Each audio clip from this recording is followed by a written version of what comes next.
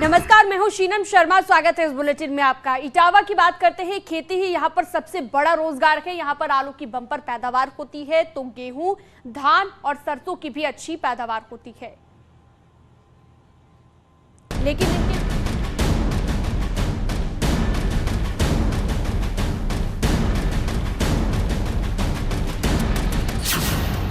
Hydroponic खेती का दम।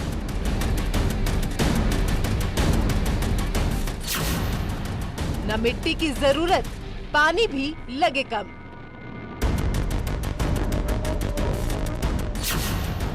पारंपरिक खेती से ज्यादा फायदेमंद।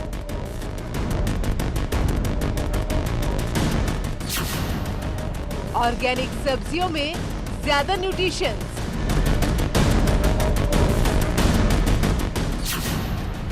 ये सब्जियां खाई तो सुधरेगा इम्यून सिस्टम।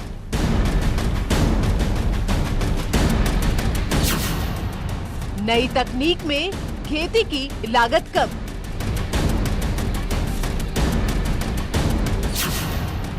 हाइड्रोपोनिक खेती, एक बार बड़ा इन्वेस्टमेंट।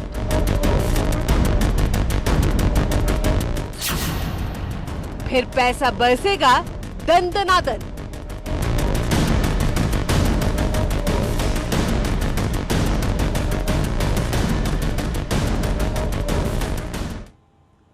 तो अच्छी पैदावार इससे होती है, लोगों को स्वस्थ भी ये बनाती है। पूर्वी मिश्रा भी प्रगतिशील किसानों की जमात में शामिल हैं जो पॉली हाउस में हाइड्रोपोनिक तकनीक से सब्जियां उगा रही हैं।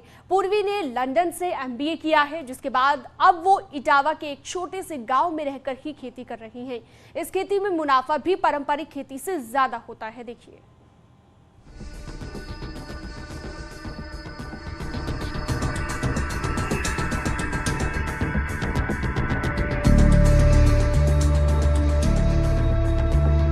इटावा के एक छोटे से गांव की पूर्वी मिश्रा लोगों के लिए मिसाल बनकर उभरी हैं, जो नई तकनीक से खेती को बढ़ावा दे रही हैं।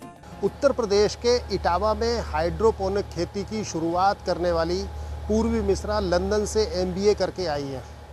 लेकिन कोविड काल में जिस तरीके से इंसानों को नुकसान पहुंचाया है, उसके बाद उनके मन में यह बात आई है कि वह अपने इलाके में इस तरीके की खेती करें जिससे लोगों में न्यूट्रिएंट्स की कमी जो है वो हर हाल में दूर हो सके।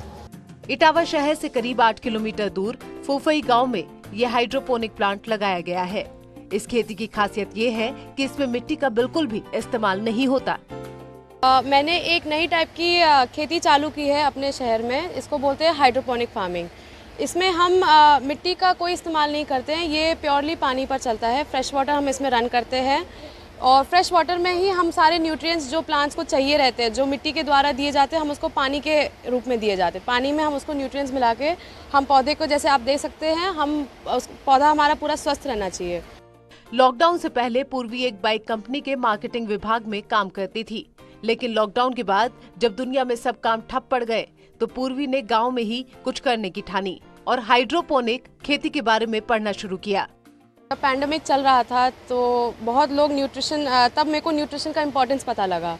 और जब न्यूट्रिशन का इम्पोर्टेंस पता लगा, जब मैंने और इन सब चीज़ों में रिसर्च किया, तब मेरे को पता चला कि हमारा खाना ही मेन वो है। हम जो ऊपर से सप्लीमेंट्स लेते हैं, हमें इन सब की ज़रूरत ना पड़े।